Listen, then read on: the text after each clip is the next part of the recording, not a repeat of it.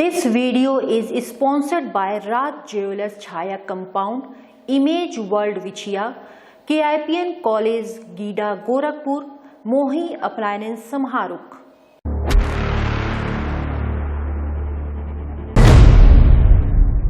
आरक्षण मुद्दे के बदले में ही तो उन्होंने एमएलसी का पद ले लिया। अब केवल एक बेटे को उनको चुनाव लड़ने का अवसर मिलेगा। 24 सीट कहाँ लेकिन उनके पास चुनाव चिन्ह नहीं, बेच के खा गए 24 सीट कर चुनाव चिन्ह। उनकी पार्टी विलय हो ही गई है, वो बीजेपी के गोद में खेल रहे हैं। उनकी औकात नहीं आरक्षण के मुद्दे पे एक बार एक शब्द बोलना हूँ। तो ऐसे ही पकड़ाते रहते हैं, मतलब इधर से उधर। पहले पिछले बार कहे इस तारीख को आ जाएगा, उस तारीख को आ जाएगा। लखनऊ बुलाए, वहाँ भी नहीं दिला पाए। वहाँ से कोई एक भाषण भी नहीं, एक बात भी नहीं हुआ। ना योगी जी के हैं ना। नमस्कार, एक्स्ट्रा न्यूज लाइव में आपका स्वागत है। मैं हूं चंदन कुमार।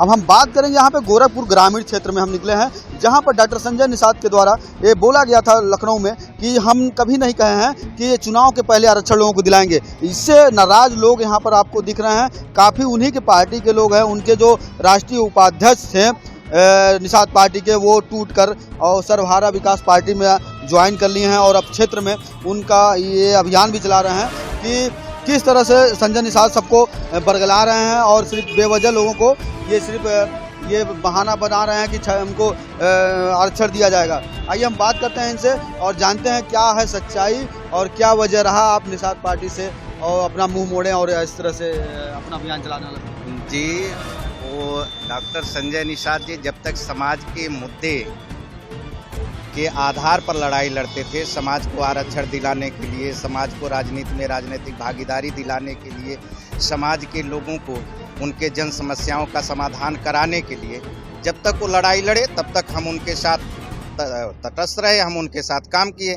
लेकिन जैसे ही समाज को बेचना शुरू कर दिए, समाज को आरक्षण के नाम पर समाज का लाभ तो लिए लेकिन आरक्षण की लड़ाई वास्तव में नहीं लड़े, उसके बदले में उन्होंने अपने परिवार की उन्नति के लिए लड़ाई लड़े।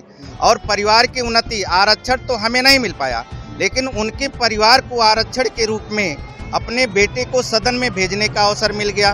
फिर हम लोगों की तादाद को दिखा करके, पूरे प्रदेश के निषादों की आबादी को दिखा करके उन्हें सदन में जाने का अवसर उन्हें मिल गया। लेकिन सदन में जाने के बदले में उन्होंने हमारे आरक्षण मुद्दे को बीजेपी के हाथ में गिरवी रख दी। बीजेपी के गोद में बैठ करके आज वो निषाद समाज को बेच करके अपनी रोटी सेक रहे हैं, अपने परिवार की उन्नति के लिए काम कर रहे हैं। इस वजह से हमें मजबूर होकर के एक नई पार्टी बनाना पड़ा और उस नई पार्टी के नेतृत्व में समाज के उन दबे कुचले लोगों के हम नेतृत्व करने का संकल्प लिए। सर्वहारा विकास पार्टी आई है जो हम लोगों के विकास का मार्ग प्रशस्त करेगी। अच्छा, ये भी बताया जा रहा है कि काफ़ी संख्या में वीआईपी पार्टी और निषाद पार्टी के पदाधिकारी और कार्यकर्ताओं को भी आप तोड़ के ला रहे हैं अपने पार्टी में। जी, हम तोड़ कर नहीं ला रहे हैं, हमारी नीतियों को पसंद करके। आज अभी रात में ही मुझसे बात हुआ है, 15 पूर्वी उत्तर प्रदेश के 15 जनपद के जिला अध्यक्ष जो वीआईपी पार्टी के हैं, जिनके साथ मुकेश साहनी जी ने एक तरफ कहा कि मैं आप लोगों को 2 पहिया गाड़ी दे रहा हूं और इस 2 पहिया गाड़ी से संगठन का काम करिएगा, लेकिन उस 2 पहिया गाड़ी के साथ उन्होंने बिहार का एक प्रभारी नियुक्त करके हमारे जिला अध्यक्षों के ऊपर एक तरह से अप्रत्यक्ष आरोप लगा दिया कि ये सभी लोग बेईमान हैं। इस वजह से इन बेईमानों के साथ हम अपने वहाँ से प्रभारी ला करके खड़ा करते हैं ताकि ये हमारा पैसे बेईमानी न कर सके।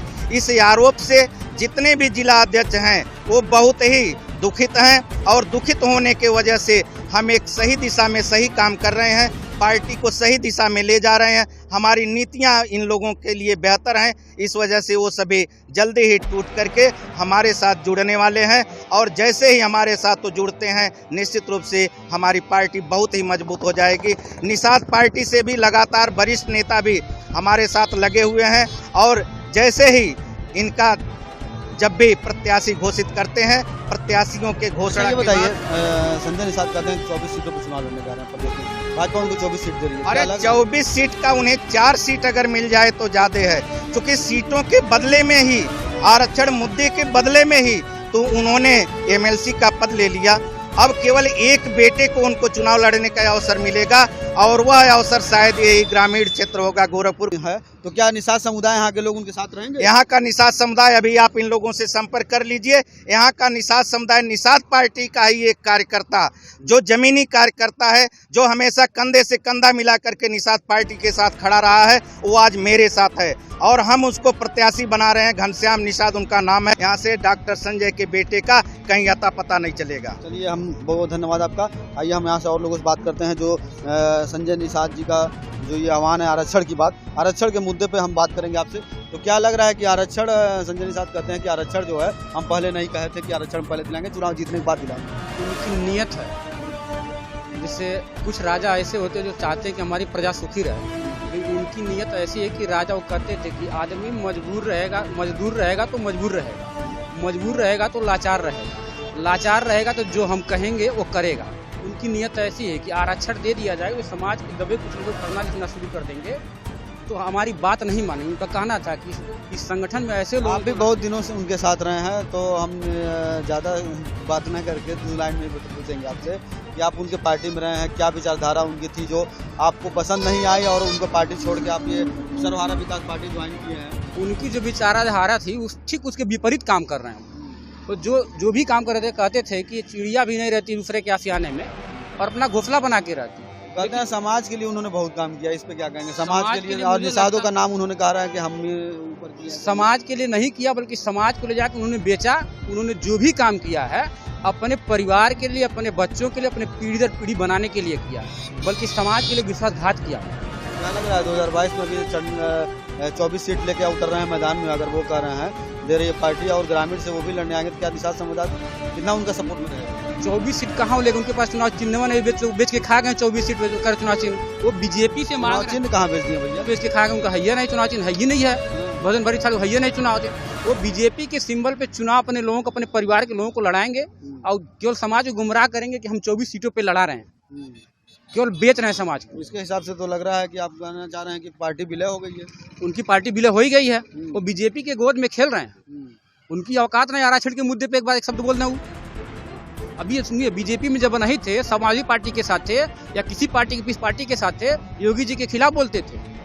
कहते थे कि क्या संत कबीर नगर में जाके बोले थे कि जाओ निषादो, तुमको कुछ नहीं करना, ये निषाद यहाँ का जागेगा, योगी यहाँ से भागेगा और जाओ कुछ करना नहीं, कि जहाँ इनका बोर्ड लगा हिंदू आने का मिटा के रख दो। जब बीजेपी में उनके साथ चले, आप लोग को इस तरह से चढ़ा के करवाते थे कि चढ़ा के करवाते थे और बाद में कहते थे हमने किसी मुकदमे सिर्फ आप लोग झेलते थे? मुकदमा केवल कार्यकर्ता झेलते थे।